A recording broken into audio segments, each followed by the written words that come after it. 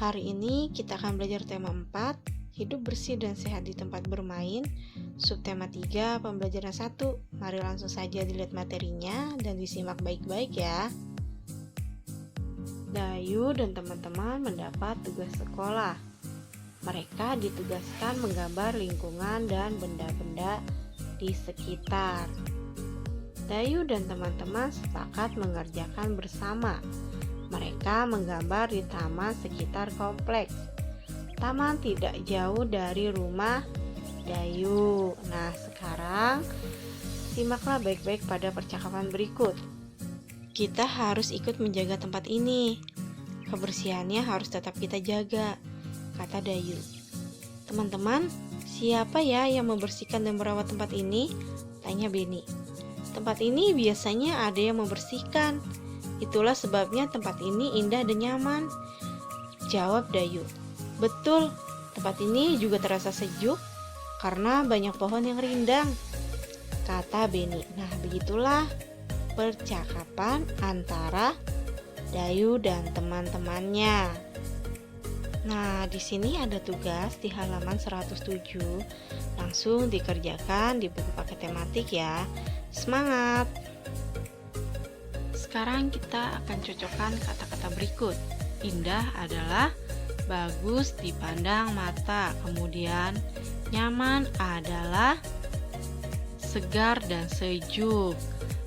Kemudian rindang adalah apa ya anak-anak? Pintar.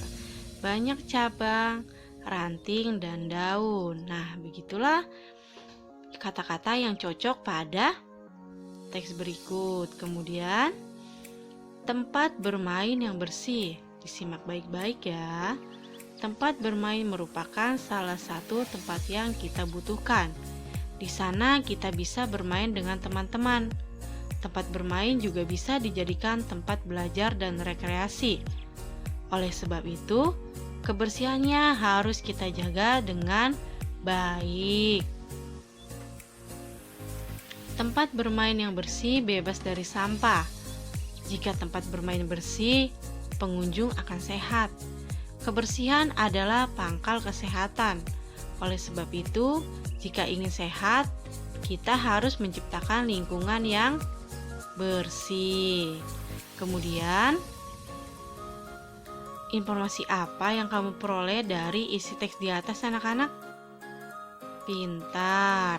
Tempat bermain yang bersih. Selanjutnya, sekarang bagaimana ciri-ciri tempat bermain yang bersih? Kalian amati gambar berikut dengan teliti ya.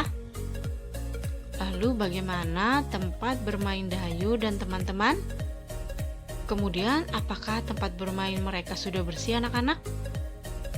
Mari kita tuliskan hasil pengamatan pada laporan sederhana ya. Simak baik-baik ya. Ciri-ciri tempat bermain yang bersih. Tempat bermain yang bersih adalah bebas dari sampah, genangan air, dan kotoran. Tidak berada di tempat yang kumuh karena akan membuat tempat bermain menjadi bau. Tempat bermain tidak becek karena bisa menyebabkan anak terpleset sehingga jatuh. Selain itu, tempat bermain yang bersih juga sejuk dan segar karena banyak pohon rindang. Lalu, tempat bermain yang bersih menjadi indah dan nyaman. Nah, begitulah isi laporan sederhana pada gambar berikut. Kemudian, Dayu dan teman-teman mulai menggambar. Mereka membuat karya 2 dimensi. Contoh karya 2 dimensi adalah gambar atau lukisan. Nah, seperti ini contoh gambar 2 dimensi. Kalian perhatikan dan kalian amati dengan teliti ya.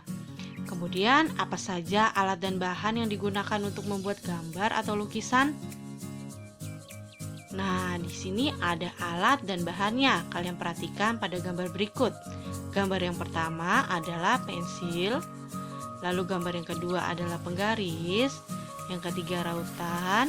Lalu yang keempat krayon. Yang kelima cat air. Lalu yang keenam buku gambar. Kemudian, bagaimana cara menggunakan alat dan bahan di atas anak-anak? Lalu, apa saja langkah-langkah dalam membuat gambar? Pintar. Coba buat gambar benda-benda yang ada di sekitarmu. Boleh juga menggambar lingkungan yang ada di sekitarmu. Nah, berikut contoh gambar Dayu. Kemudian perhatikan kembali gambar Dayu. Dayu menggambar jenjang dari kubus yang tersusun. Kubus merupakan contoh bangun ruang. Coba amati benda-benda di sekitarmu yang berbentuk kubus. Nah, perhatikan gambar kubus berikut.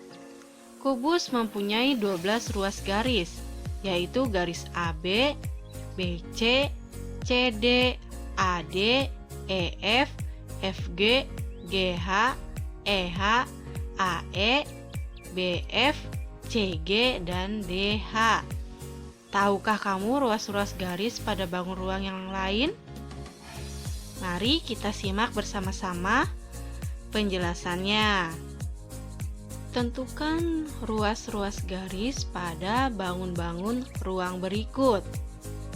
Bangun ruang yang pertama, ruas garisnya adalah AB, BC, CD, AD, EF, FG, GH, EH, AE, BF, CG, dan DH. Nah, bangun ruang yang pertama mempunyai 12 ruas garis. Kemudian, bangun ruang yang kedua,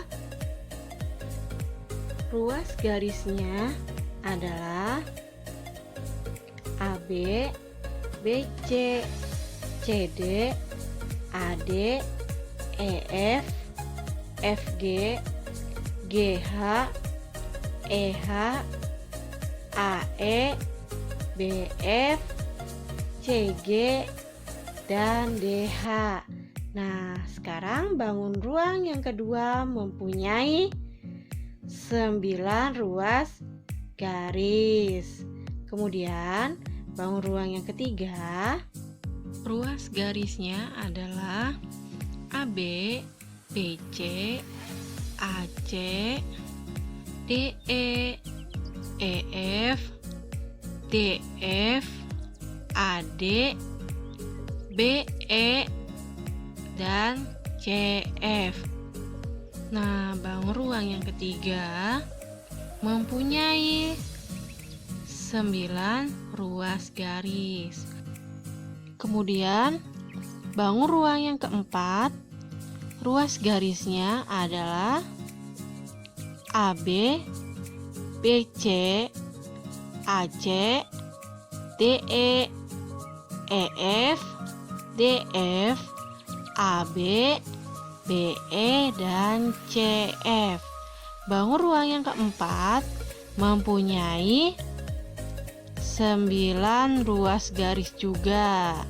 Kemudian, bangun ruang yang terakhir atau yang kelima, ruas garisnya adalah AB, BC, CD, AD, EF, FG, GH, EH, AE, BF, CG, dan DH.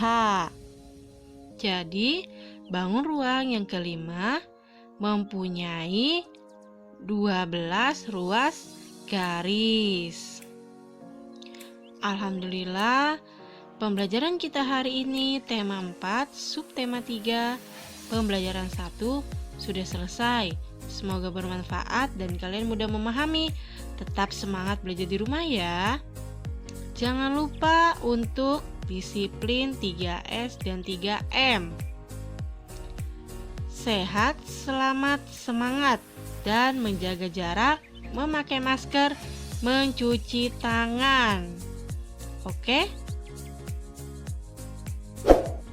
Jangan lupa videonya di subscribe, bunyikan lonceng notification-nya, dan like, share, komen sebanyak-banyaknya agar mendukung video ini dan video lainnya.